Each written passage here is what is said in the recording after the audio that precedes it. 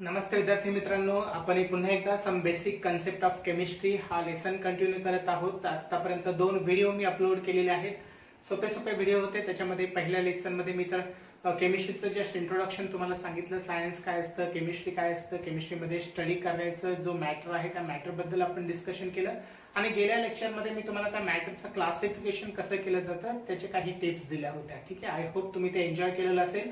आणि आज आपण सम बेसिक कन्सेप्टचं तिसरा लेक्चर कंटिन्यू करत आहोत। तिसरा पार्ट हा आपण कंटिन्यू करणार आहोत आणि ह्या पार्ट मध्ये आपण मॅटरच्या फिजिकल प्रॉपर्टीज आणि केमिकल प्रॉपर्टीज मधला डिफरन्स काय आहे ते पाहूयात आणि फिजिकल प्रॉपर्टीज ह्या मेजर कशामध्ये केले जातात त्याचं डिस्कशन आपण करूया, किंवा मेजरेबल प्रॉपर्टीज त्यापैकी कुठल्या कुठल्या आहेत आणि कुठल्या कुठल्या युनिट्स त्यासाठी यूज केले जातात हे आपण पाहूया। ठीक आहे, तर जास्त वेळ न घेता आपण हा लेसन सुरू करूया। तुम्हाला हेडिंग टाकायचं, हेडिंग तर तुम्ही ऑलरेडी टाकलेलं आहे तुमच्या नोट्स मध्ये। आता फक्त नवीन पॉइंटला हेडिंग द्यायचं आहे तुम्ही, तर पॉइंटचं हेडिंग तुम्हाला द्यायचं आहे physical and chemical properties of matter. ठीक आहे, तर एकदम सोपा पार्ट आहे पहा, फिजिकल आणि केमिकल प्रॉपर्टीज समजण्यासाठी। ठीक आहे, तर फिजिकल आणि केमिकल प्रॉपर्टीज समजण्यासाठी एक एक्झाम्पल आपण कन्सिडर करू।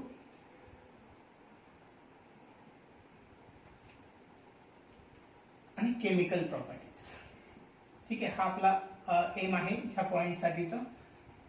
याच्यावरती फारसे क्वेश्चन तुम्हाला विचारणार नाही, जस्ट तुमच्या अंडरस्टँडिंग साठी हे कन्सेप्ट जर अंडरस्टँड झाली तर पुढच्या सगळ्या कन्सेप्ट तुमच्या क्लिअर होऊन जातील, यासाठी मला हे शिकवणं गरजेचं आहे। ठीक आहे, तर फिजिकल प्रॉपर्टीज आणि केमिकल प्रॉपर्टीज मध्ये फरक काय आहे, तर प्रॉपर्टीज दोघांमध्ये कॉमन वर्ड आहे आणि प्रॉपर्टीज म्हणजे काय आपल्याला चांगलं माहिती आहे, मराठीमध्ये आपण त्याला गुणधर्म म्हणतो। ओके, जसं की फॉर एक्झाम्पल तुम्हाला जर मी एखादा उदाहरण दिलं, लाकूड तुमच्या समोर दिलं। ठीक आहे, लाकूड सगळ्यांचा परिचयाचं आहे की नाही, मग लाकूड तुमच्या समोर ठेवल्यानंतर लाकडाच्या कोणत्या कोणत्या प्रॉपर्टीज तुम्ही सांगता, लाकडाचे गुणधर्म कोणते कोणते। हो नाही, सपोज लाकडाचा एक वुडन ब्लॉक तुमच्या समोर ठेवला, त्याला लॉग म्हटलं जातं। ठीक आहे, जो काय काय आपण कॅल्क्युलेशन करण्यासाठी जो लॉग टेबल वापरतो ते नाही, हा लॉग म्हणजे लाकडाचा जो एक लाकडाचा कट केलेला जो एक पीस आहे त्याला इंग्लिश मध्ये म्हटलं जातं लॉग। ठीक आहे, मग आता हा जो वुडन पीस तुमच्या समोर आहे याच्या प्रॉपर्टीज तुम्ही काय काय सांगणार। ठीक आहे, तर सगळ्यात पहिल्यांदा तुम्ही ऑब्झर्व करून त्याच्या प्रॉपर्टीज सांगणार आणि कधी कधी तुम्ही त्याला काहीतरी ट्रीट करून म्हणजे त्याच्यावरती काही प्रोसेस करून त्याला उपयोगात कशामध्ये आणलं जातं तेही तुम्ही सांगणार। ते पण काय आहे त्याच्या प्रॉपर्टीज आहे।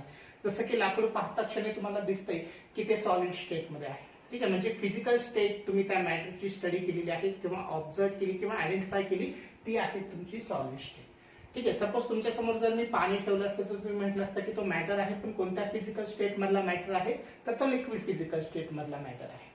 समजते, म्हणजे जर एखादा सबस्टन्स आपल्या समोर ठेवलाय त्याला मॅटर म्हणून आपण कन्सिडर केलेला आहे की तो सबस्टन्स तुम्ही पाहता क्षणी त्याची फिजिकल स्टेट ओळखता, मग physical state of matter is the physical property.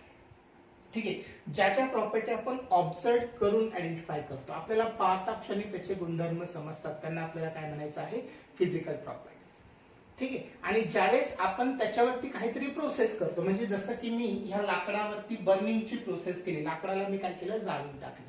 ठीक आहे, तर लाकड जळल्यानंतर तुम्हाला माहिती आहे लाकूड कशामध्ये कन्वर्ट होतं, तर लाकडाचं कन्वर्जन कोळशामध्ये होतं। ठीक आहे, कोळशाला आपण लाकूड म्हणत नाही किंवा लाकडाला आपण कोळसा म्हणत नाही, लाकूड डिफरंट सबस्टन्स आहे, कोळसा डिफरंट सबस्टन्स आहे। त्यांच्यामध्ये काय आहे की कोळसा लाकडापासून मात्र तयार झालेला आहे, हो काय, पण कोळशाच्या प्रॉपर्टीज आणि लाकडाच्या प्रॉपर्टीज सेम आहेत का, नाही, त्याचा प्रॉपर्टी डिफरंट आहे। ठीक आहे, म्हणजे एखाद्या सबस्टन्स एखादी प्रोसेस केल्यावरती ज्याच्यामध्ये कन्वर्ट होतो, कशामध्ये कन्वर्ट होतो, ती जी प्रॉपर्टी तुम्ही सांगता त्याला तुम्हाला काय म्हणायचं आहे, केमिकल प्रॉपर्टीज। ठीक आहे, ह्या दोघांमध्ये मेन फरक काय की फिजिकल प्रॉपर्टीज मध्ये ह्या दिलेल्या मॅटर मध्ये केमिकल कंपोजिशन चेंज होत नाही, केमिकल कंपोजिशन थ्रूआउट सारखंच राहतं। ओके, जसं की लाकडाचा कलर, ठीक आहे, हे तुम्ही पाहता क्षणी सांगणार की नाही, सांगू शकता। ओके, परंतु जर तुम्ही त्याचा कलर सांगितला, त्या कलरचा आणि त्याच्यामध्ये असणाऱ्या केमिकल कंपोजिशनचा काही काय म्हणणार आपण त्याला डिफरन्स तुम्हाला समजेल का, नाही, थ्रूआउट ते काय असेल, कंपोजिशन सगळ्यांचं सारखंच असेल, लाकडाचा कुठलाही हिस्सा घ्या तुम्ही, तो कलर तिथं काय असेल, कॉन्स्टंट असेल। समजलंय हा, जसं की अजून एक आपण सांगूया की हा लाकूड जो आहे, सपोज अजून काय सांगू शकतो आपण लाकडाचे गुणधर्म, ओला आहे की सुका आहे, सांगू शकतो, पाहून आपण ओळखू शकतो की नाही लाकूड कसं आहे, ओला आहे की सुकलेला आहे, कोरडा आहे, हो की नाही, हे पाहता क्षणी आपण सांगू शकतो। ती पण काय झाली, फिजिकल प्रॉपर्टी झाली। ठीक आहे. तर हा भेद तुम्हाला समजला पाहिजे, फिजिकल प्रॉपर्टीज आणि केमिकल प्रॉपर्टीज. ठीक आहे. आता केमिस्ट्रीमध्ये लाकूड आपल्याला शक्यतो यूज नाही करायचं, आपण एक केमिकल कंपाऊंड घेऊ आणि मग तुम्ही प्रयत्न करा त्याच्या फिजिकल आणि केमिकल प्रॉपर्टीज सांगण्यास. ठीक आहे. जसं की आपल्याला माहितीतला कंपाऊंड आहे C12H22O11. ओळखाईल हा कंपाऊंड कोणता आहे तो? याला म्हटलं जातं सुक्रोज. हे जे केमिकल कंपाऊंड तुमच्या समोर लिहिलंय मी C12H22O11, याचं नाव आहे सुक्रोज. ठीक आहे. आणि याला आपण कॉमनली केन शुगर म्हणून म्हणतो. ठीक आहे. आपण जी साखर खातो की नाही, शुगर. ठीक आहे. तर त्याला केमिकल लँग्वेज मध्ये सुक्रोज म्हटलं जातं आणि त्याचा फॉर्म्युला आहे C12H22O11. हे त्याचं केमिकल कंपोजिशन आहे की याच्यामध्ये कार्बन 12 आहेत, हायड्रोजन 22 नंबर्स इतके आहेत आणि ऑक्सिजनचे 11 ॲटम्स आहेत. हो की नाही. मग आता साखर जर तुमच्या समोर एका बीकर मध्ये मी दिली किंवा एका बाउल मध्ये मी दिली, ठीक आहे, छोटंसं बाउल घेतलं किंवा बीकर घेतलं, आपल्या लॅब मध्ये युज केलं, त्याच्यामध्ये तुम्हाला असे शुगरचे क्रिस्टल्स दिले. ठीक आहे. तर मला सांगा ह्या शुगरचा कलर कसा असेल? व्हाईट इन कलर असेल. त्याचं नेचर कसं असेल? क्रिस्टलाइन सबस्टन्स असेल. म्हणजे तुम्ही जर त्याला हातामध्ये घेतलं तर तुम्हाला त्याचे क्रिस्टल जाणवतील, शेप जाणवेल. मग ज्या सॉलिडला शेप असतो त्याला आपण क्रिस्टलाइन सॉलिड म्हणतो आणि ज्या सॉलिडला शेप नसतो त्याला आपण अमॉर्फस सॉलिड म्हणतो. ठीक आहे. हे पुढे गेल्यावरती आपण डिटेलमध्ये पाहणार आहोत तसं का होतं. आता बेसिकली फक्त फिजिकल प्रॉपर्टीज समजून घ्या की साखर तुमच्या समोर आहे, त्याचा कलर तुम्ही ओळखणार, इट इज कलरलेस किंवा त्याला व्हाईट इन कलर आपण म्हणतो. कलरलेस नाही म्हणता ना, it is white in colour. ठीक आहे. मग व्हाईट हा कलर जो आहे ती कोणती प्रॉपर्टी झाली? फिजिकल प्रॉपर्टी झाली, कारण की ती आपण ऑब्झर्व केली आणि त्याच्यामध्ये केमिकल कंपोजिशन मध्ये काही फरक झाला का? एक शुगरचा क्रिस्टल जो आहे तसाच दुसरा क्रिस्टल, तिसरा क्रिस्टल, सगळ्यांचं केमिकल कंपोजिशन सेम आहे. असं नाही होणार की एका क्रिस्टल मध्ये कार्बन 6 झाले, हायड्रोजन 11 झाले किंवा ऑक्सिजन फक्त 6.5 झाले किंवा 5.5 झाले, असं नाही म्हणू शकत ना. कुठलाही एक क्रिस्टल आपण घेतला तर त्याच्यामध्ये C12H22O11 हा हेच कंपोजिशन असेल. म्हणजे केमिकल कंपोजिशन थ्रूआउट त्या फिजिकल प्रॉपर्टीचं काय असेल? सारखंच असेल. लक्षात येते? तर ही आहे तुमची फिजिकल. कोणत्या कोणत्या फिजिकल प्रॉपर्टीज मध्ये पहा, त्याचा कलर जो आहे, ठीक आहे, त्याची फिजिकल स्टेट आहे. ठीक आहे. तुम्ही त्याचं वेट घेऊ शकता किंवा मास मेजर करू शकता, ही पण फिजिकल प्रॉपर्टी आहे. ठीक आहे. त्या व्यतिरिक्त ती वॉटरमध्ये सोल्युबल होते की नाही, त्याची सोल्युबिलिटी तुम्ही चेक करू शकता, whether it is soluble in water or not. ठीक आहे. तेही तुम्ही ऑब्झर्व करूनच सांगणार आहात ना. त्यालाही काय म्हटलं जातं? Physical property. त्याची डेन्सिटी, हो की नाही, त्याचं टेम्परेचर. तर हे जे सगळं ऑब्झर्व करून सांगितलेल्या गोष्टी आहेत, या सगळ्यांना तुम्ही काय म्हणायचं? फिजिकल प्रॉपर्टीज म्हणायचं. ठीक आहे. हा, आता जर मी ह्या शुगरला बर्न केला, आता मी याच्यावरती काय करत आहे? प्रोसेस करत आहे. इकडचा पार्ट मी तुमच्यासाठी करत आहे. मी आता याच्यावरती काय करतोय? बर्निंगची प्रोसेस करतो. मग सपोज शुगरला आपण जर बर्न केलं, जाळलं, तर होतं काय माहितीये की जाळल्यानंतर त्याच्या आजूबाजूला असणारी जी एअर आहे त्याच्यामध्ये ऑक्सिजन प्रेझेंट असतो, हो की नाही. आणि आपल्याला माहिती आहे, आधीपर्यंत आपण शिकलेलो आहे की एअर मध्ये प्रेझेंट असणारा ऑक्सिजन जो आहे तो ऑक्सिजन काय आहे? बर्निंगला सपोर्ट करणारा आहे. ठीक आहे. ऑक्सिजन जो आहे तो काय करतो? बर्निंगला सपोर्ट करतो. त्याच्यासाठी तुम्ही छोटासा एक एक्सपेरिमेंट पण केलेला आहे. एक्सपेरिमेंट काय होता? एक मेणबत्ती जर ठेवली, ठीक आहे, नंतर त्याच्यावरती उलटा एक ग्लास ठेवला, काचेचा ग्लास, आणि काचेतून तुम्ही पाहिलं की थोडा वेळ ती बर्न झाली, थोडा वेळ ती पेटत राहिली आणि नंतर ती विझून गेली. मग विझली का? तर तुम्ही तिथं ऑब्झर्वेशन करून फाइंड आउट केलं की तिथं ग्लासमध्ये जोपर्यंत ऑक्सिजन होता तोपर्यंत ती बर्न होत राहिली आणि ग्लास मधलं ऑक्सिजन जर कंझ्युम झाला, सगळ्याच्या सगळं संपून गेला, तर तिथं आता बर्निंग साठी काही सपोर्ट करण्यासाठी राहिलं नाही, म्हणून ती काय झाली? ऑफ झाली. समजलंय? म्हणजे ही जी प्रॉपर्टी आहे पहा, बर्निंग करून होतं काय की हा जो सबस्टन्स आहे शुगर, तो काय होतो? ऑक्सिजन सोबत कंबाईन होतो की जो एअर मध्ये ऑलरेडी प्रेझेंट आहे. कुठलाही सबस्टन्स, नॉट ओनली शुगर, कुठलाही सबस्टन्स जर तुम्ही जाळला, मेटल बद्दल ही प्रॉपर्टी तुम्ही खूप साऱ्या ठिकाणी अप्लाय केलेली आहे. एखादा मेटल, सपोज अल्युमिनियम घेतला, तर अल्युमिनियमला बर्न केलं, तर बर्न केल्यावरती होतं काय? त्याच्या आजूबाजूला असणारी जी एअर आहे त्याच्यामध्ये प्रेझेंट असणारा ऑक्सिजन त्याच्यासोबत कंबाईन होतो. ठीक आहे. तसंच शुगर सोबत ज्यावेळेस आपण C12H22O11 ह्याला जर तुम्ही बर्न केलं तर होतं काय? ऑक्सिजन सोबत ते कंबाईन होतात आणि त्यांच्यापासून काय होतं माहितीये? कार्बन डायऑक्साईड आणि वॉटर मॉलिक्यूल सेपरेट होतात. रिएक्शन फक्त तुम्हाला बॅलन्स करावी लागते. ठीक आहे. मग ज्यावेळेस तुम्ही याला बर्न करून याचं कन्वर्जन कार्बन डायऑक्साईड आणि वॉटरमध्ये करता, तर ही जी प्रॉपर्टी आहे याला फिजिकल प्रॉपर्टीज म्हणता येणार नाही. का नाही फिजिकल प्रॉपर्टी म्हणता येणार? कारण की याच्यामध्ये झालं काय की केमिकल कंपोजिशन जे आहे ते चेंज झालं. ठीक आहे. याच्यामध्ये केमिकल कंपोजिशन मध्ये कार्बन 12 होते, हायड्रोजन 22 होते आणि ऑक्सिजन 11 होते. पण बर्निंगची प्रोसेस कंप्लीट झाल्यावरती कार्बन जे 12 होते, ठीक आहे, ते कशामध्ये कन्वर्ट झाले? CO2 मध्ये कन्वर्ट झाले. 12 कार्बन CO2 मध्ये कन्वर्ट झाल्यावरती आपण असं लिहू शकतो 12 CO2 मोल्स तुमचे भेटले. ठीक आहे. ऑक्सिजन किती भेटले इथे? किंवा हायड्रोजन पहिल्यांदा बॅलन्स करू. हायड्रोजन 22 आहे. 22 होण्यासाठी आपण काय करू? 11 इथे मेन्शन करू. ठीक आहे. मग आता 12 ऑक्सिजन गुणिले 2 हे जर केलं तर 24 झाले आणि इथं 11, तर असे टोटल किती झाले पहा? 35 ऑक्सिजन झाले. मग इथं आपल्याला काय करायचंय? 35/2. तर हे तुमची बॅलन्स केमिकल इक्वेशन झालं. मग याच्यामध्ये केमिकल कंपोजिशन चेंज झालं. सुक्रोज जो होता तो कार्बन डायऑक्साइड मध्ये कन्वर्ट झाला. याचा अर्थ केमिकल कंपोजिशन काय झालं? चेंज झालं. मग चेंज झाल्यानंतर ही जी प्रॉपर्टी आहे याला आपण फिजिकल प्रॉपर्टीज म्हणून चालणार नाही, तर याला म्हणताना आपल्याला म्हणायचं आहे केमिकल प्रॉपर्टी. ठीक आहे. So this is the only difference between physical properties and chemical properties. याच्यावरती क्वेश्चन विचारला तर तुम्हाला हेच मेन हायलाइट करून मुद्दा तुमच्या नोटमध्ये नोट करून घ्यायचा आहे. In physical properties there will be no change in chemical composition, while in chemical properties there is change in composition. ठीक आहे. पुन्हा मी रिपीट करतो, तुम्ही नोट करून घ्या. In physical properties there is no change in chemical composition, but in chemical properties there is change in chemical composition. ठीक आहे. मग अशा कोणत्या कोणत्या फिजिकल प्रॉपर्टीज आहेत त्याची लिस्ट तुमच्या समोर आहे. ठीक आहे. आणि केमिकल प्रॉपर्टीज म्हणजे खूप साऱ्या केमिकल रिएक्शन्स आहेत जे सबस्टन्स बाय सबस्टन्स चेंज होत जातात. ठीक आहे. मग ज्यावेळेस आपला ऑर्गॅनिक केमिस्ट्रीचा पार्ट सुरू होईल त्यावेळेस तुमच्या केमिकल रिएक्शन्स खूप सारे आहेत, तर तुमच्या 1 बाय 1 स्टेप बाय स्टेप मी तुमच्या कम्प्लीट करून घेतले जाईल. ठीक आहे. आता क्वेश्चन तुम्हाला विचारलं जाईल फिजिकल प्रॉपर्टीच्या एक्झाम्पल वरती, तर एक्झाम्पल्स तुम्ही नोट करून घ्यायचे. क्लिअर झाला मुद्दा? So this is the difference between physical properties and chemical properties. ठीक आहे. चल, आता फिजिकल आणि केमिकल प्रॉपर्टीज झाल्यावरती ज्या फिजिकल प्रॉपर्टीज आहेत, ठीक आहे, त्या फिजिकल प्रॉपर्टीज ज्या असतात त्या क्वांटिटेटिव्ह प्रॉपर्टीज असतात. पहा इथं हा वर्ड समजून घ्या. मी वर्ड यूज करत आहे क्वांटिटेटिव्ह. ठीक आहे. तर क्वांटिटेटिव्ह हा वर्ड कधी वापरला जातो पहा? ज्यावेळेस काही मेजर करायचं असतं, आपल्याला मेजर करायचं असतं, मोजायचं असतं. ठीक आहे. त्यासाठी आपण क्वांटिटी हा वर्ड यूज करतो. ठीक आहे. जसं की आपण काही एक्झाम्पल पाहूया. 1 डझन. हो की नाही? मग 1 डझन ही क्वांटिटी आहे ना. किती क्वांटिटी आहे? डझन म्हणजे 12 क्वांटिटी. म्हणजे आपण जर सपोज मार्केटमध्ये केळी घेण्यासाठी गेलो आणि त्यांना म्हटलं, आपण म्हणत नाही ना तिथे गेल्यावरती की सर, जे कोणी असेल सर नाही म्हणणार त्यांना, जे कोणी असेल काका अंकल बाबा वगैरे जे कोणी असेल भाऊ, ठीक आहे, जे कोणी असेल त्यांना आपण म्हणणार की दादा आम्हाला 1 डझन इतकी केळी द्या. कोणी असं जाऊन म्हणेल का 1 किलोग्रॅम इतकी केळी द्या? हो की नाही? आपण काय करू? डझन हा वर्ड तिथं वापरू. ठीक आहे. मग ज्यावेळेस आता क्वांटिटी म्हणजे ज्यावेळेस आपण क्वांटिटीचा उल्लेख करतो तर ती क्वांटिटी जी आहे ती फिजिकल प्रॉपर्टीसाठी आपलं आहे.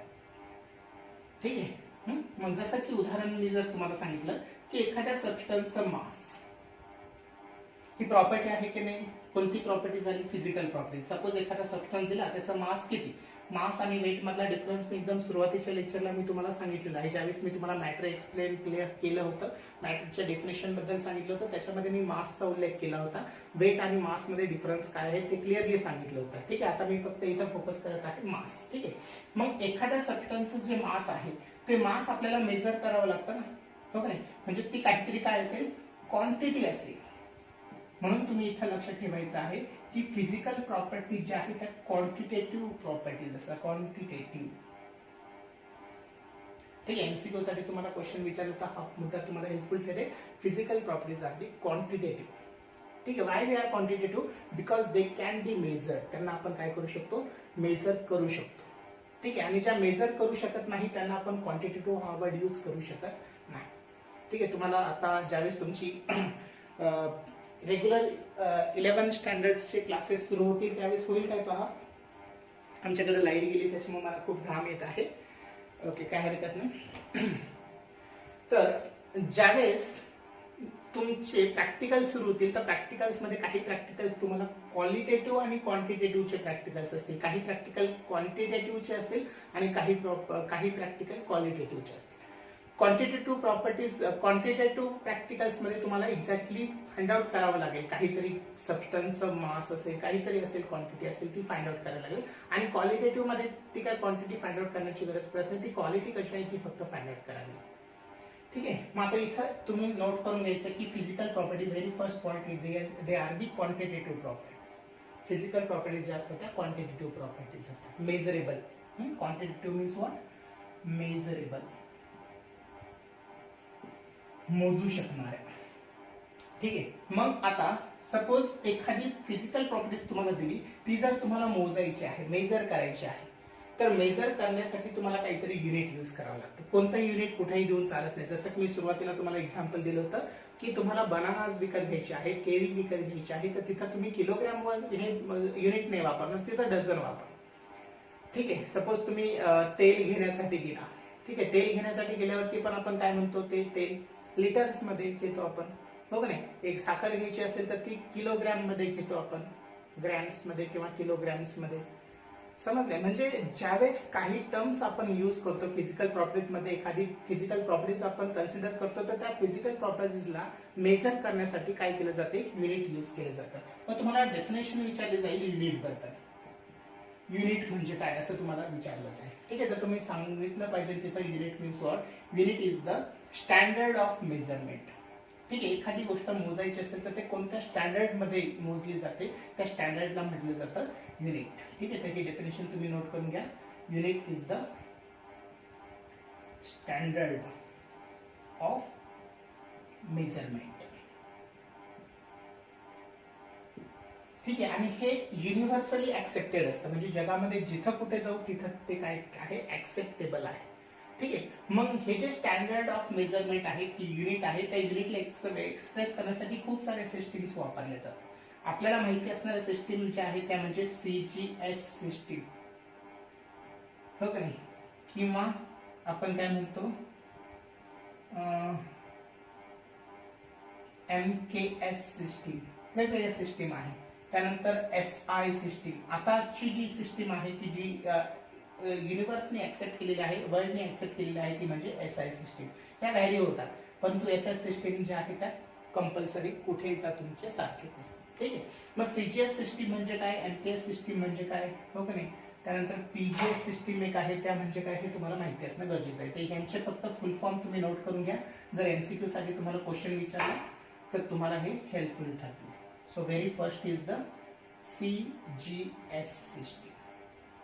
ठीक आहे. तिथं तुम्हाला फुल फॉर्म त्याचं लिहायचं आहे, centimetre gram second system. C stand for centimetre. कशासाठी वापरतो आपण हे, लेंथ साठी वापरतो. G stand for gram. कशासाठी वापरतो आपण, मास मेजर करण्यासाठी वापरतो. आणि S फॉर सेकंड. कशासाठी आपण वापरतो, टाइम मेजर करण्यासाठी. ठीक आहे. आणि हे जे युनिट आहे या युनिटला युनिट नाही म्हणते ना, ह्या सिस्टीमला म्हटलं जातं CGS सिस्टीम. ठीक आहे. पुढची जी सिस्टीम आहे त्याला म्हटलं जातं MKS सिस्टीम. MKS. पुन्हा हे 3 सेम पॉइंट ठेवायचे, लेंथ, मास आणि टाइम. फक्त लेंथ जे आहे ते मीटर मध्ये म्हणायचं, मास जे आहे ते किलोग्राम मध्ये घ्यायचं, आणि टाइम जो आहे तो सेकंड मध्येच ठेवायचा. MKS system stand for what, metre, kilogram, second system. ठीक आहे. आणि अजून एक सिस्टीम आहे त्याला म्हटलं जातं FPS सिस्टीम. ठीक आहे. फूट, पाऊंड आणि सेकंड. ठीक आहे. फूट, पाऊंड अँड सेकंड सिस्टीम. ठीक आहे. आता ह्या सिस्टीम व्हॅरी होत जातात लेंथ, मास आणि टाइम नुसार, परंतु जी युनिव्हर्सली ऍक्सेप्टेड जी सिस्टीम आहे, जी आता आपण कॅल्क्युलेशन साठी यूज करतो कुठेही, ती आहे तुमची SI system. So SI stand for international standard. SI international standard. ठीक आहे. पूर्ण जगाने जे ऍक्सेप्ट केलेली युनिट साठी जी सिस्टीम आहे, मेजरेबल प्रॉपर्टीज मेजर करण्यासाठी, ठीक आहे, ज्या फिजिकल प्रॉपर्टीज मेजरेबल आहे त्यांना युनिट देण्यासाठी जे सिस्टीमला आपण यूज करणार आहे ती आहे SI सिस्टीम.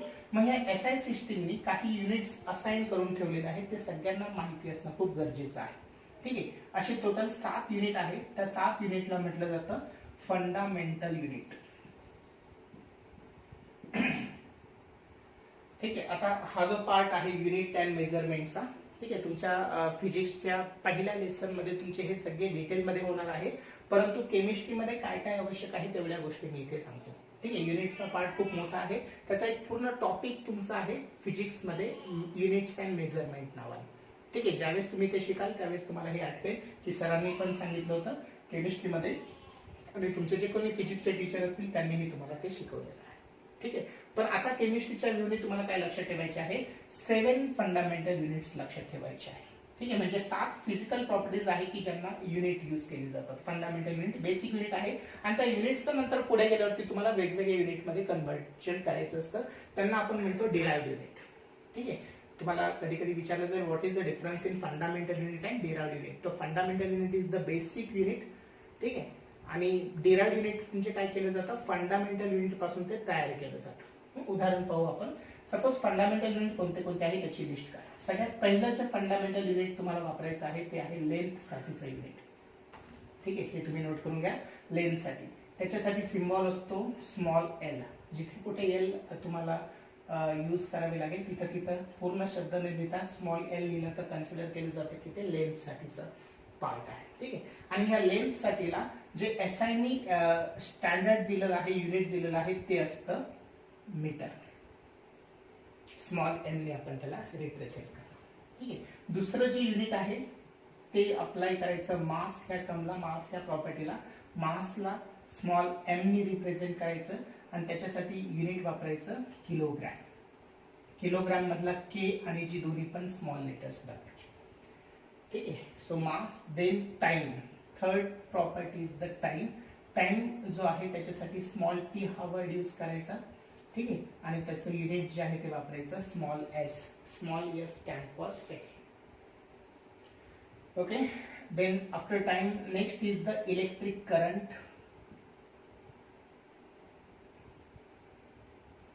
इलेक्ट्रिक करंट साठी जे सिम्बॉल यूज करतो आपण ते आहे कॅपिटल आय, आणि त्याच्यासाठी जे युनिट आपण वापरतो ते वापरतो कॅपिटल ए. त्याला म्हटलं जातं एम्पियर.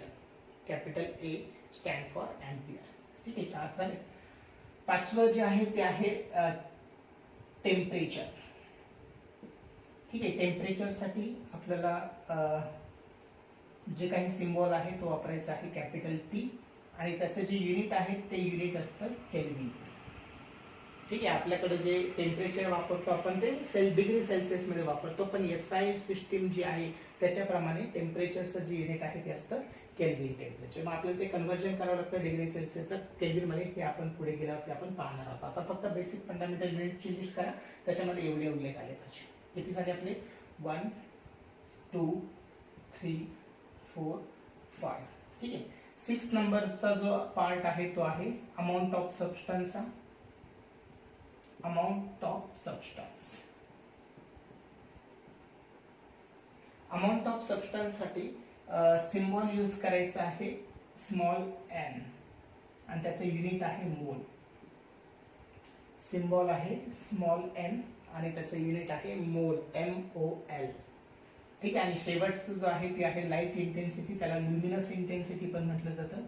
Luminous intensity. ठीक आहे, तर ल्युमिनस इंटेन्सिटी साठी युनिट यूज केलं जातं कॅन्डेला, CD. त्याच्यासाठी सिम्बॉल जो आहे तो आहे आय. फक्त इथं खाली इथं व्ही किंवा न्यू असा सिम्बॉल तुम्हाला लिहावा लागतो.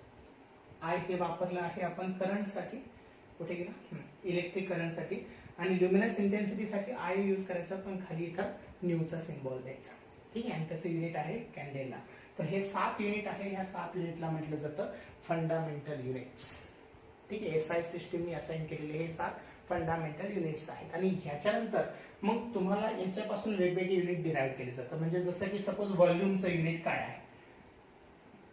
ठीक आहे, तर व्हॉल्यूमचं युनिट आहे मीटर क्यूब. कारण की व्हॉल्यूम कसं असाइन केलं जातं, व्हॉल्यूम कसं फाइंड आउट केलं जातं. ठीक आहे, व्हॉल्यूमसाठी लेंथ, हो की नाही, हाईट आणि ब्रेथ हे 3 यूज केले जातात. मग लेंथ पण मेजर करणार आपण मीटर मध्ये, हाईट पण मेजर करणार मीटर मध्ये, आणि ब्रेथ जी आहे ती पण मेजर करणार मीटर मध्ये. मग metre into metre into metre हे मिळून तयार होतं मीटर क्यूब. पण मीटर हे युनिट काय आहे, फंडामेंटल युनिट आहे. आणि फंडामेंटल युनिट पासून आपण व्हॉल्यूमचं युनिट फाइंड आउट केलं म्हणून त्याला काय म्हटलं जातं, डिराइव्ड युनिट. ठीक आहे. तर तुमच्या नोट्समध्ये जे प्रोव्हाइड करणार आहे त्या नोट्समध्ये डेराइव्ड युनिट खूप सारे दिलेले आहेत, ते तुम्हाला फक्त लक्षात ठेवायचे आहे कोणत्या युनिट्स कोणत्या प्रॉपर्टीसाठी कुठलं युनिट वापरलं जातं. ठीक आहे. तर हा बेसिक पार्ट आहे. क्वेश्चन विचारताना तुम्हाला याच्यावरती विचारायचं फंडामेंटल युनिटवरती. ठीक आहे. कोणत्या प्रॉपर्टीसाठी कुठलं फंडामेंटल युनिट यूज केलं जातं, तर हे 7 युनिट फक्त तुम्हाला लक्षात ठेवायचे. क्लिअर झाला मुद्दा सर्वांचा? Okay. So very last point of today's lecture is अशा कोणत्या मेजरेबल प्रॉपर्टीज आहेत, ठीक आहे, आणि असे कोणते कोणते असे कोणते कोणते युनिट्स आपल्याला लक्षात ठेवायचे आहे की जे पुढे गेल्यावरती आपण कॅल्क्युलेशनसाठी वापरणार आहोत. ठीक आहे. मग आता पुढे घ्या मेजरेबल प्रॉपर्टीज. अशा काही फिक्स प्रॉपर्टीज आहेत की ज्या आपल्याला समजून घ्यायच्या सुरुवातीलाच, पुढे गेल्यावरती खूप साऱ्या वेळेस आपल्याला त्या यूज करायच्या आहे. मग पुढे गेल्यावरती आपल्याला काही अडचणी येऊ नये म्हणून ह्या बेसिक कन्सेप्टमध्येच आपल्याला ते सगळे मुद्दे क्लिअर करायचे आहे. ठीक आहे. तर तुम्ही हेडिंग द्या measurable properties of matter.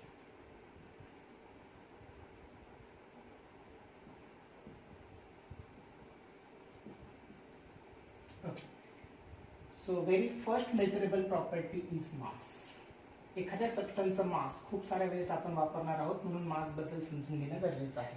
Already आपण इंट्रोडक्शन मध्ये ते पाहिलेलं आहे की मास काय आहे. तर मास काय असतं, एखादा सबस्टन्स किंवा एखादा मॅटर तुम्हाला जर दिला तर त्या मॅटरच्या आतमध्ये किती अमाऊंट आहे, ठीक आहे, ती अमाऊंट म्हणजेच काय असतं, मास असतं. ठीक आहे. जसं की आता तुम्हाला माझी बॉडी दिसत आहे किंवा तुम्ही तुमच्या स्वतःच्या बॉडीला पण इमॅजिन करू शकता, तुमची स्वतःची बॉडी. आता ती जी बॉडी आहे त्याचं जे काही टोटल अमाऊंट आहे, टोटल अमाऊंट फक्त बॉडीची, आता तुमची जी अमाऊंट आहे म्हणजे आता तुम्ही जर एखाद्या वेइंग मशीनवरती उभं राहिलं, हो की नाही, तर तुम्हाला तुमचं काय दिसेल, मास नाही दिसणार, तिथं काय दिसेल तुम्हाला, वेट दिसेल, हो की नाही. मग ते वेट म्हणजे काय असतं, आपल्या बॉडीचं टोटल अमाऊंट प्लस त्याच्यामध्ये ग्रॅव्हिटेशन फोर्स ऍड झालेला असतो, त्याला आपण काय म्हणतो, वेट म्हणतो. पण आपल्या बॉडीचं सेपरेट जे काही अमाऊंट आहे, आपल्या बॉडीमध्ये असणारा मॅटर त्याची टोटल अमाऊंट जी आहे त्याला काय म्हटलं जातं, मास म्हटलं जातं. आणि म्हणूनच आपलं मास जे आहे ते काय होतं, व्हॅरी होतं. म्हणजे पृथ्वीवरती जर आपण आपलं मास घेतलं तर ते वेगळं दाखवतात कारण की त्याच्यामध्ये ग्रॅव्हिटी ऍड होऊन जाते. पण आपण जर चंद्रावरती गेलो की जिथं ग्रॅव्हिटी अप्लाय होत नाही तर तिथं आपल्याला जे काही आपण मोजणार आहे आपल्या बॉडीचं कंटेंट ते असेल मास, त्याला आपण वेट म्हणणार नाही. मग केमिस्ट्रीमध्ये ज्यावेळेस आपण सबस्टन्सेस यूज करतो तर त्या सबस्टन्सचं काय यूज करायचं असतं, आपल्याला मास यूज करायचं असतं. ठीक आहे. तर हे मास तुम्हाला माहिती असणं गरजेचं आहे. आणि माससाठी ऑलरेडी मी तुम्हाला एसआय युनिट काय असतं ते ऑलरेडी सांगितलेलं आहे. तर माससाठी कुठलं एसआय युनिट आपण वापरणार आहोत, किलोग्रॅम.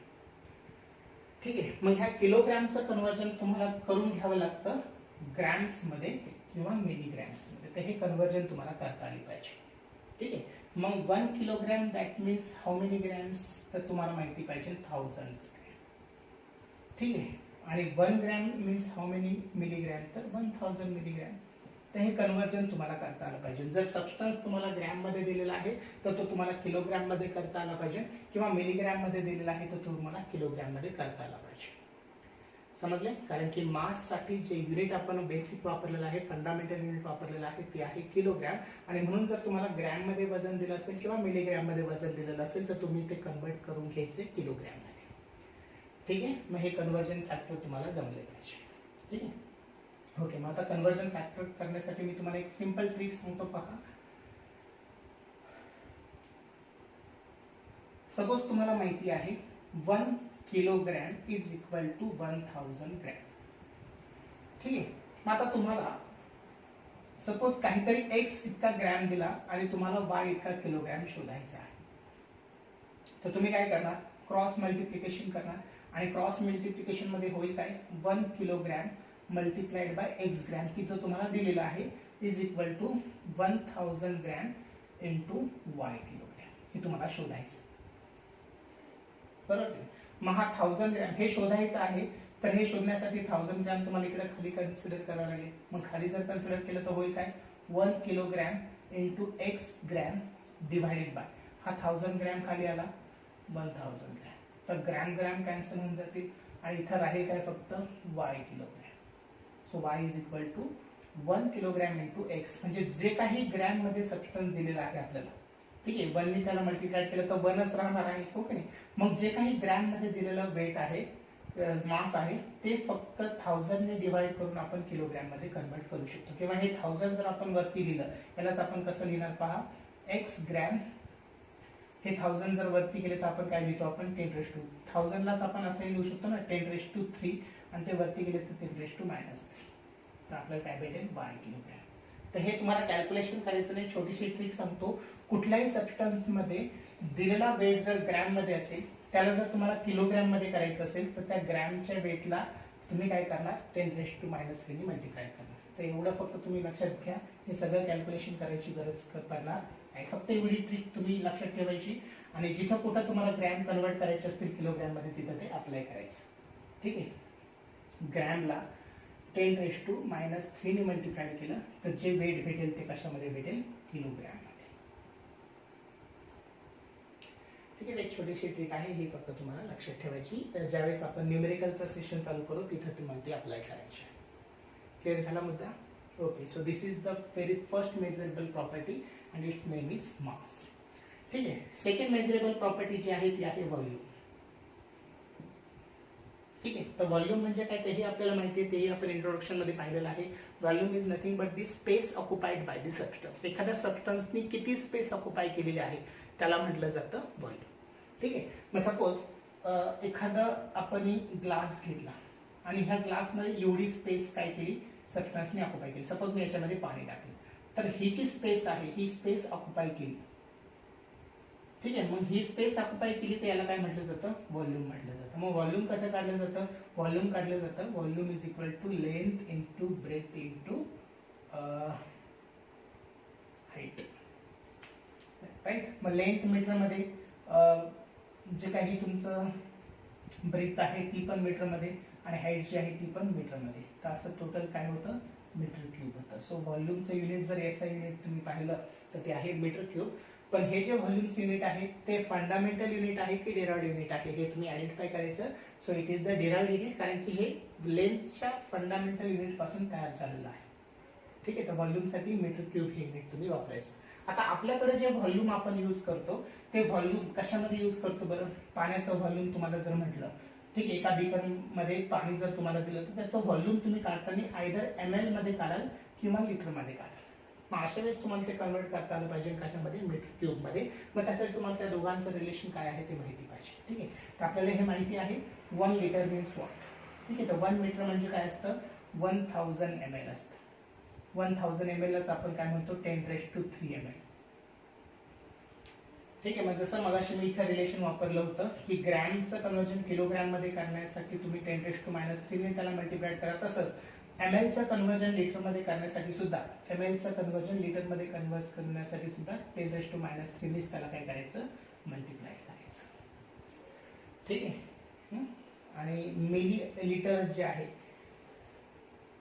जे काही दिलेलं असेल 10^-3 मल्टिप्लाय केलं लिटर भेटेल. आता लिटरचं पण कन्वर्जन किलोग्रॅम मध्ये करायचं तर 10^-6 ने फक्त त्याला मल्टिप्लाय करायचं. तर हे स्टँडर्ड युनिट्स यूज केले जातात व्हॉल्यूमसाठी. आणि व्हॉल्यूम मेजर करण्यासाठी कुठले कुठले ॲपॅरेटस यूज करायचे असतात प्रॅक्टिकल मध्ये, तो एक पार्ट नव्याने तुमच्या सिलेबस मध्ये इन्क्लूड केलेला आहे, तो फक्त फोकस करा. ठीक आहे. त्याच्यावरती थेरी लिहायची, प्रॅक्टिकल मध्ये तुम्ही ते करणारच आहे. पण लक्षात ठेवा की व्हॉल्यूम मेजर करण्यासाठी कुठले कुठले ॲपॅरेटस यूज केले जातात. तर ॲपॅरेटस कुठले कुठले यूज केले जातात पहा. एक तर सिलेंडर दिलं जातं तुम्हाला. केमिस्ट्रीच्या लॅबमध्ये जो सिलेंडर वापरला जातो आणि आपल्याकडे जो सिलेंडर आहे तो वेगवेगळा आहे. ठीक आहे. आपल्या घरामध्ये जे सिलेंडर असतात ते कशाचे असतात? गॅस सिलेंडर असतात. तर ते सिलेंडर तुम्हाला लॅबमध्ये नाही प्रोव्हाइड केले जाणार. हे जे सिलेंडर असतात त्यांना म्हटलं जातं मेजरेबल सिलेंडर. असा शेप असतो बघा त्याचा. ठीक आहे. आणि असे इथं मार्किंग दिलेली असते ml मध्ये. ठीक आहे. मग काही 5 ml चे असतात, काही 10 ml चे असतात, काही 50 ml चे असतात. तर हे मेजरेबल सिलेंडर मध्ये पण तुम्ही काय करू शकता व्हॉल्यूम मेजर करू शकता ml मध्ये. मग त्यांचं लिटर मध्ये तुम्ही कन्व्हर्जन करायचं. मेजरेबल सिलेंडरच्या व्यतिरिक्त एक पिपेट नावाची ॲपॅरेटस तुम्हाला दिलं जातं. अशा शेपचं हे ॲपॅरेटस असतं.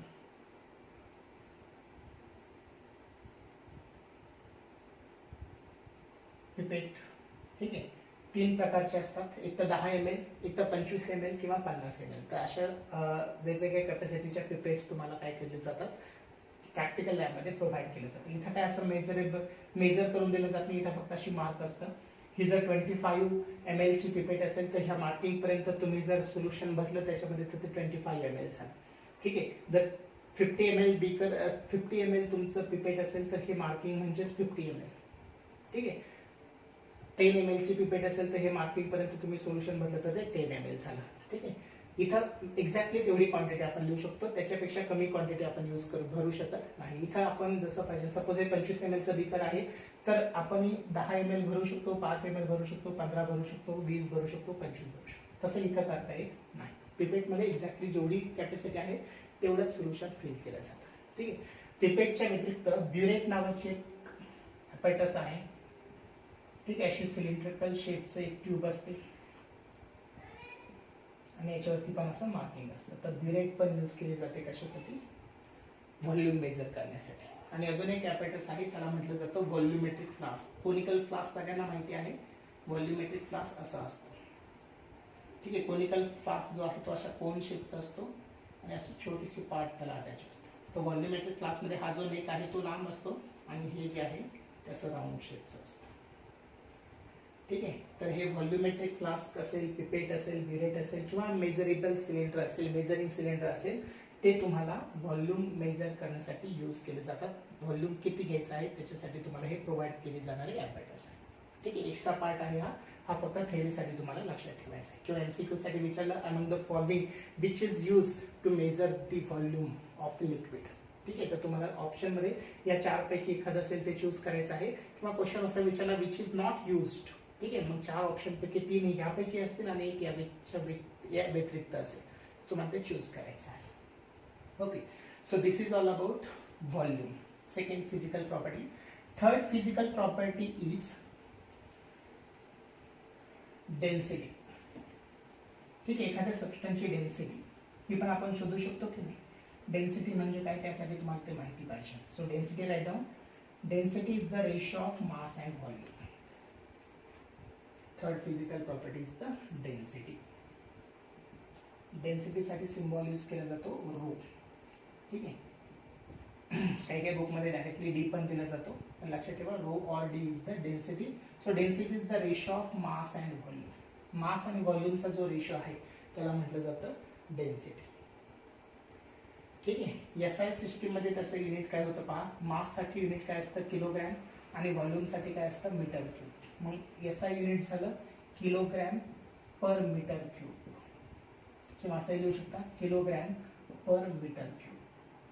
तर हे आहे SI युनिट डेन्सिटी साठीचं. आणि हे जर तुम्ही CGS मध्ये कन्वर्ट केलं तर CGS मध्ये किलोग्रॅमच्या ऐवजी काय घेणार ग्रॅम आणि मीटर क्यूबच्या ऐवजी तिथं घेणार मिलीलीटर. ठीक आहे. तर this is the main highlighted point for the density. Density सोपा आहे. डेफिनेशन द्यायची फक्त it is the ratio of mass upon volume. आणि त्याचं युनिट जर विचारलं SI unit kilogram per metre cube आणि CGS युनिट विचारलं तर ग्रॅम पर ml द्यायचं. ठीक आहे. So this is the simple part of density. Number 4th property and very important property is the temperature. ही ज्याच्यावरती तुम्हाला क्वेश्चन्स भरपूर विचारले जाणार आहेत ह्या लेसन मध्ये पण आणि पुढच्या येणाऱ्या लेसन मध्ये सुद्धा. त्याच्यामुळे याच्यावरती विशेष तुम्ही फोकस करा. टेम्परेचर किती असेल ती 5 नंबरची. पहिली काय पाहिली आपण मास, दुसरी पाहिली आपण व्हॉल्यूम, तिसरं पाहिलं आपण डेन्सिटी आणि ही चौथी असेल. 4th one is the temperature. ठीक आहे. मग टेम्परेचर काय आहे आपल्याला माहिती आहे. टेम्परेचर कशासाठी वापरतो आपण. ताप आला तर किती ताप आहे ते मेजर करण्यासाठी, हो की नाही. किंवा रूमचं टेम्परेचर किती आहे ते मेजर करण्यासाठी, हो की नाही. तर ही टेम्परेचरची कन्सेप्ट नाहीये. टेम्परेचर काय आहे की एखादा सबस्टन्स जो आहे तो किती कोल्ड आहे किंवा किती हॉट आहे.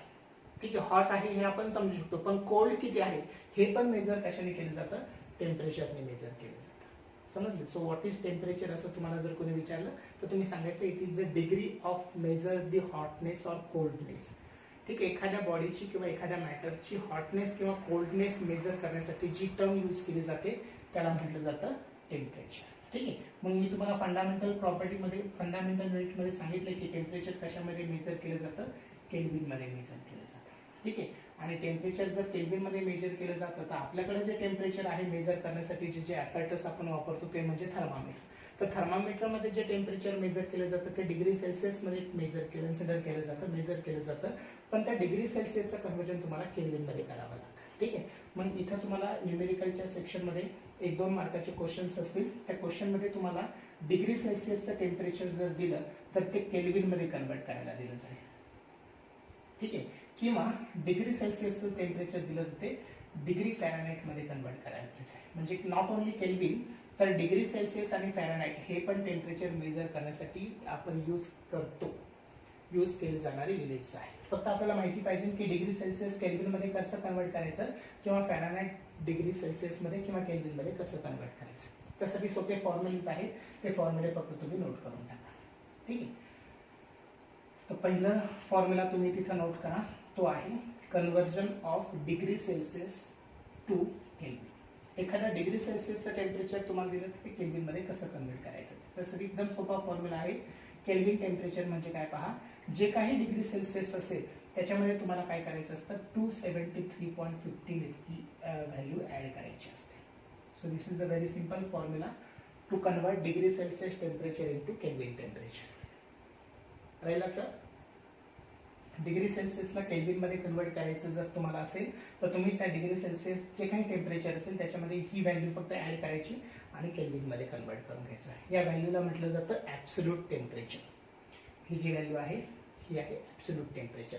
पण ॲब्सोल्यूट टेम्परेचर एक्झॅक्टली किती असतं तर ते एक्झॅक्टली असतं -273.15. MCQ साठी प्रश्न विचारला तर ही व्हॅल्यू अशी. ठीक आहे. मग ही व्हॅल्यू जर आपण ऍड केली, ठीक आहे, डिग्री सेल्सिअसमध्ये तर ते होतं केल्विन टेम्परेचर. राईट लक्षात? ओके. जसं की for example 25 degree Celsius temperature आहे, त्याला केल्विनमध्ये कन्वर्ट करायचं. मग केल्विनमध्ये कन्वर्ट करण्यासाठी 273.15 फक्त त्याच्यामध्ये ऍड करायचे. म्हणजे किती होतील ते 298.15. मग 298.15 याला काय म्हणणार आपण केल्विन टेम्परेचर म्हणणार. ठीक आहे. तर हा एक महत्वाचा फॉर्म्युला आहे की जो तुम्हाला लक्षात ठेवायचा आहे. आता जर सपोज तुम्हाला केल्विन टेम्परेचर दिलेलं असेल आणि त्या केल्विन टेम्परेचरला डिग्री सेल्सिअसमध्ये कन्वर्ट करायचं तर फॉर्म्युला फक्त रिअरेंज करायचा. ठीक आहे. केल्विन टेम्परेचर तुम्हाला दिलंय आणि ते डिग्री सेल्सिअसमध्ये करायचे, तर आता तुम्हाला डिग्री सेल्सिअस काढायचं म्हणून ही व्हॅल्यू फक्त इकडे टाकायची. इकडे जर टाकली तर होईल काय K-273.15. त्याला काय म्हणणार तुम्ही डिग्री सेल्सिअस टेम्परेचर. ठीक आहे. आणि दुसरा जो महत्वाचा फॉर्म्युला तो म्हणजे असा की सपोज तुम्हाला डिग्री फॅरनहाइटमध्ये टेम्परेचर करायचंय, तुम्हाला काय दिलेलं आहे डिग्री सेल्सिअस मधलं टेम्परेचर दिलेलं आहे. Degree Celsius two degree Fahrenheit.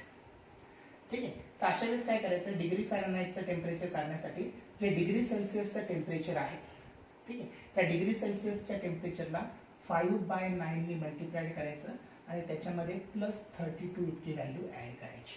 जे काही आन्सर येईल ते असेल डिग्री फॅरनहाइटचं टेम्परेचर. ठीक आहे. आणि जर डिग्री सेल्सिअसचं टेम्परेचर तुम्हाला न देता फॅरनहाइटचं टेम्परेचर दिलं आणि डिग्री सेल्सिअसमध्ये कन्वर्ट करायचं असेल तर ह्या टर्म्स फक्त इकडे आणायच्या आणि जे काही रिअरेंज फॉर्म होईल त्यानुसार तुम्ही डिग्री सेल्सिअसचं कन्वर्जन फॅरनहाइटमध्ये करायचं किंवा फॅरनहाइटचं कन्वर्जन डिग्री सेल्सिअसमध्ये करायचं. लक्षात आले? जस्ट मला एकदा चेक करून देऊ द्या whether I have write correct or wrong. Okay. थोडंसं मिस्टेक माझ्याकडून झाली अशी, ती म्हणजे अशी 9/5 इथे करा.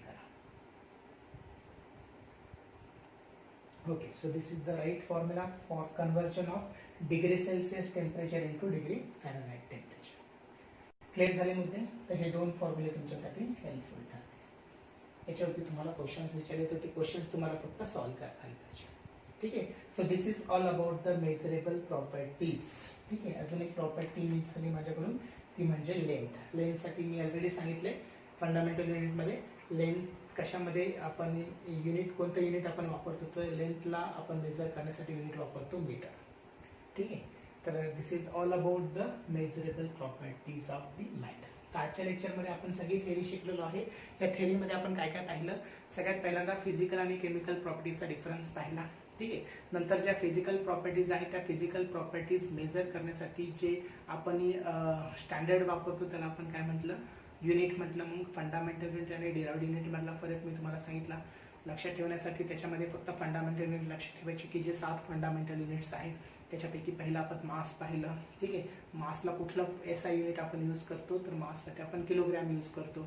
दुसरं काय पाहिलं आपण मास नंतर लेंथसाठी आपण मीटर ही युनिट यूज करतो. टेम्परेचर असेल तर केल्विन यूज करतो, हो की नाही. लाईट इंटेन्सिटी असेल तर त्याला कॅन्डेला आपण वापरतो, किंवा तुमची करंट असेल, इलेक्ट्रिक करंट असेल तर त्यासाठी ॲम्पियर वापरतो. अमाऊंट ऑफ सबस्टन्स असेल तर मोल वापरतो. तर ह्या कन्सेप्ट तुम्हाला 7 फंडामेंटल युनिटसाठी लक्षात ठेवायचे. आणि मग डिराइव्ड युनिट तुम्हाला विचारलं तर जे फंडामेंटल युनिटपासून युनिट तयार होतात त्यांना म्हटलं जातं डिराइव्ड युनिट. ठीक आहे. आणि एकदम शेवटी मी तुम्हाला ज्या मेजरेबल प्रॉपर्टीज असतात त्याच्याबद्दल सांगितलं. त्याच्यामध्ये मास, लेंथ, व्हॉल्यूम, डेन्सिटी आणि टेम्परेचर ह्या 5 मेजरेबल प्रॉपर्टीज आहेत. याच्यावरती शॉर्ट नोट तुम्हाला विचारली जाईल. आणि न्यूमेरिकलमध्ये तुम्हाला टेम्परेचर कन्व्हर्जन विचारलं जाईल. तर temperature conversion kelvin temperature degree सेल्सिअसमध्ये किंवा डिग्री सेल्सिअस केल्विनमध्ये, किंवा फॅरनहाइट टेम्परेचर डिग्री सेल्सिअसमध्ये किंवा डिग्री सेल्सिअस टेम्परेचर फॅरनहाइटमध्ये कसं कन्वर्ट करायचे ते ह्या फॉर्म्युला फक्त समजून घ्यायचे. So this is all about today's lecture. I hope you have got all the concept. ठीक आहे. सगळ्या कन्सेप्ट तुमच्या समजल्या असतील तुम्हाला. आणि जर इन केस नसेल समजल्या, feel free to text me on my private WhatsApp number. I have already provided you. ठीक आहे. जो मी तुम्हाला WhatsApp नंबर प्रोव्हाइड केलेला आहे त्याच्यावरती तुम्हाला माझे सगळे तुमचे जे काही डाऊट्स असतील ते तुम्ही क्लिअर करून घेऊ शकता. Okay. So that's all for today's. Bye bye and have a nice day. Bye bye.